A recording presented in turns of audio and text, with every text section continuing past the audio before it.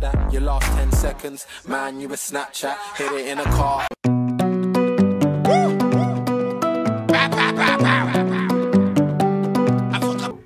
Salut Entre nous TV. Bonjour, monsieur Omar Manet. S'il vous plaît, présentez-vous. Parlez-nous de vos études, de votre vie familiale, âge, enfin, parlez-nous de vous. Alors, je m'appelle Omar Manet. Mon âge, je vais le garder pour moi-même parce que je suis encore trop jeune. Ne vous laissez pas tromper par la barbichette. Alors, Omar Manet, artiste, comédien, humoriste guinéen. Je suis né à Kinshasa, grandi à Conakry. Je suis né, j'ai légèrement grandi à Kinshasa quand même. Et voilà, l'autre moitié de ma vie, je l'ai passé à Conakry ici. Oui, monsieur Omar Manet, quand avez-vous eu le déclic, si on peut dire, le déclic qui vous a permis d'être comédien? Je dirais depuis tout petit.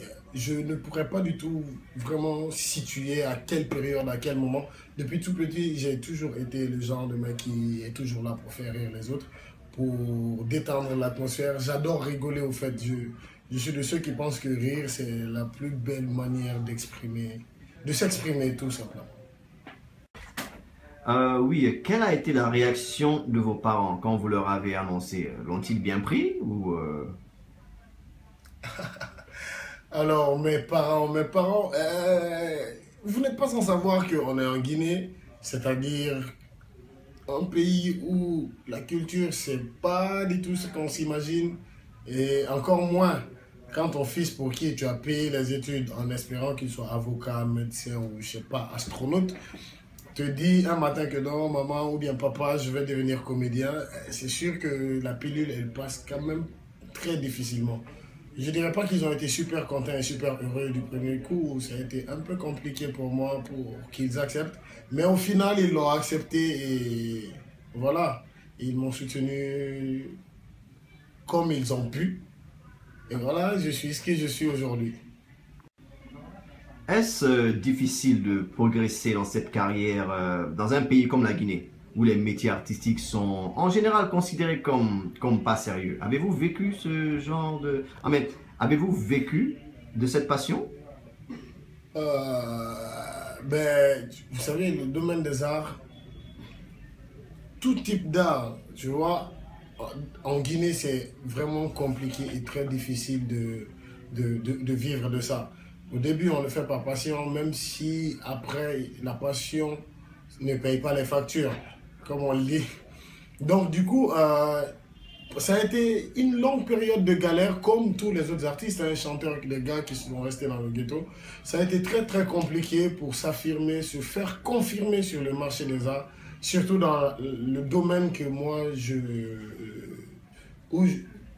dans le domaine du théâtre et de la comédie, ça a été un peu difficile, mais aujourd'hui, alhamdoulilah, comme on dit, ça commence à aller mieux. Ça commence à aller mieux. Ça peut être mieux que ce que je suis en train de vivre aujourd'hui, mais c'est pour moi, personnellement, je parle, hein, c'est un peu mieux qu'hier, comme on dit. Quelles sont les qualités qu'il faut avoir pour être un bon comédien? Alors, quelles sont les qualités qu'il faut avoir pour être un bon comédien? Il faut déjà avoir, la première des choses, moi je pense qu'il faut avoir l'amour de la lecture parce que notre outil de travail, c'est notre voix, c'est notre parole. Il faut savoir bien parler, il faut avoir vraiment l'amour de la lecture. Parce qu'on lit beaucoup, on retient beaucoup de textes que nous sommes censés restituer. Et si tu n'aimes pas lire, c'est un peu compliqué comme ça, tu vires vers l'improvisation et l'improvisation, comme on le dit, dans toute chose, trop d'impro tue l'impro. Alors, parlez-nous de votre métier. Comment s'organise-t-il? Amen. Les horaires, les jours de travail, comment vous organisez-vous? Alors, ce qu'il y a de beau dans ce métier, c'est que, enfin pour moi, ma personne, je travaille pour moi-même. Donc je suis un acteur comédien freelance comme je suis un peu un mercenaire. On m'appelle, je viens, je joue, je me tire avec mon pognon. Donc je travaille quand je veux. Cela ne veut pas dire que je ne travaille pas. Pour un acteur, un comédien ou un humoriste, je pense que le travail, il est non-stop. On n'a pas de vacances, on n'a pas de dimanche, on n'a pas de jours de fête, on n'a pas toutes les libertés que les autres peuvent s'offrir. Nous, on travaille non-stop tous les jours, à tout moment, tout ce qu'on voit, tout ce qu'on entend est sujet de travail. Quelles sont les scènes les plus dures à jouer, les plus difficiles à jouer? Qu'est-ce que vous aimez et détestez le plus dans ce métier? Les scènes les plus difficiles, il n'y a pas une catégorie de scènes difficiles à jouer. Je pense que toutes les scènes sont jouables, mais personnellement, moi personnellement, j'ai des difficultés à jouer des scènes où je dois rire beaucoup. J'ai du mal à rire sur scène, aussi incroyable que c'est. J'ai du mal à rire sincèrement, parce que notre métier aussi c'est quoi? Le tout n'est pas de jouer, mais c'est de jouer juste avec sincérité. J'ai du mal à rire sincèrement dans des pièces de théâtre. Quand il y a des scènes comme ça, je me dis non, il faut que je rie encore, j'arrive pas. Pourtant dans la vie normale de tous les jours, je ris normal comme tout le monde. Alors qu'est-ce que j'aime dans ce métier que je fais aujourd'hui? J'aime le bonheur que je partage avec les gens, le petit sourire, ce petit instant où la personne en face de moi, ou le public en face de moi, oublie ce petit laps de temps, tous les soucis et tous les problèmes qu'ils ont. Ça, c'est mon bonheur, c'est ce que j'aime le plus. Et ce que je déteste le plus dans mon métier, c'est ce que cette notoriété et cette célébrité peut changer l'homme. Je prie Dieu tous les jours, je te jure, c'est mon pire cauchemar que la télé ou les fans, les amis, les gens, que la célébrité puisse changer la personne que je suis.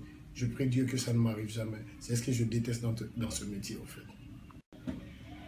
Diriez-vous qu'il y a des avantages à être un comédien? Et s'il y a des avantages, lesquels, par exemple? Je dirais qu'il y a des avantages. Il y a des avantages à être comédien. Mais il y a aussi des désavantages. L'avantage est que tu as des accès un peu partout. Tu es reconnu dans la rue. C'est bon, mais des fois c'est fatigant. Après, il y a quelques avantages, il y a quelques privilèges. Enfin, je dirais pas des privilèges. C'est un peu difficile de vous prendre au sérieux aussi. Exactement, ça c'est surtout les désavantages. Les désavantages, c'est surtout ça, c'est que c'est compliqué de me faire prendre au sérieux, même quand je suis très sérieux, surtout dans des histoires qui me tiennent à cœur ou dans une situation vraiment où j'ai envie d'être sérieux, les gens ont du mal à me prendre. Même quand je drague, la fille fait « Oh, t'es drôle, man, arrête. Tu es très drôle. » Sauf que moi, je suis vraiment en train de draguer la fille. La fille vient me dire que « Oh, non, tu es drôle, tu me fais rire. » Vous les artistes, vous êtes comme ci, vous êtes comme ça. Alors, tu vois, donc du coup, c'est 2 poids, 2 mesures. Ça a ses avantages comme ses désavantages. Avez-vous déjà envisagé à aller faire les performances à l'étranger? Si tel a déjà été le cas, comment fut cette expérience? Oui, j'ai déjà joué sur plusieurs scènes à l'étranger. En tant que comédien de théâtre normal et en tant qu'humoriste, j'ai fait plusieurs scènes. Notamment en Afrique et très bientôt, on exporte ça hors du continent africain. Et quelle a été cette expérience? En dehors de nos pays, en dehors des murs de la Guinée, il y a des très grands festivals dans des pays qui ont vraiment beaucoup de considération pour la culture et pour les arts, surtout et du théâtre. Et dans ces pays, quand ils font leur festival, par exemple, tout récemment, il y avait le Massa à Abidjan, c'est le dernier festival que j'ai fait qui date d'il y a 2-3 mois, je crois.